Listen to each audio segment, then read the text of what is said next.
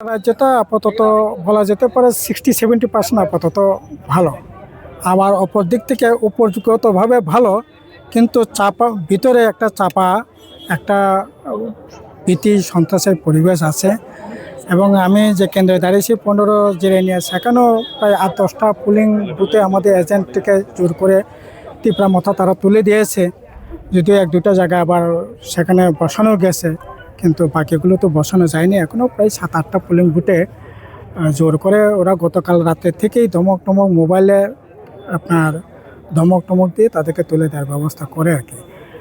আমি চাই শান্তিপূর্ণভাবে ভোট হোক। প্রচার প্রপাগান্ডা হয়েছে, ঠিক আছে, মানুষ যাকে খুঁজে তাকে ভোট দিবে, এটাই তো গণতন্ত্রের স্বাভাবিক নিয়ম। ঠিক আছে, আমরা প্রার্থী নমিনেশন দিতে এসেও বাধার মুখে পড়লাম। পরবর্তী সময়ে জগদীশ দেববর্মা তার পাড়া এলাকায় মিটিং করতে গিয়ে বাধার মুখে পড়লাম, সেই ঠিক আছে। কিন্তু এখন তো বাধা বিপত্তি সব কাটিয়ে মানুষ ভোট দিতে এসছে, সেখানেও যদি পোলিং এজেন্টটাকে জোর করে তুলে দিতে হয়, এটা তো গণতন্ত্রের প্রতি বিন্দু শ্রদ্ধা থাকলে এটা করা যায় না, এটা হওয়া উচিত না। আমি চাইব, ঠিক আছে, পোলিং এজেন্টে তুলে দিলে দেখ, কিন্তু সাধারণ মানুষ শান্তিপূর্ণভাবে ভোট দেখ। সকল ভোটার কাছে আবেদন করব, আপনারা যাকে খুশি তাকে ভোট দিন এবং শান্তিপূর্ণ ভোট দিন।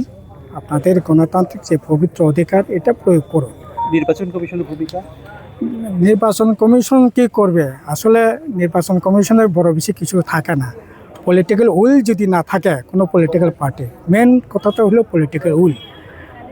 রাজনীতির সদিচ্ছা না থাকলে নির্বাচন কমিশন তো আর পোলিং করে দিতে পারবে না। পলিটিক্যাল উইল থাকতে হবে, কিন্তু তীব্র মাথায় সেই পলিটিক্যাল উইলটা দেখছি না আর কি।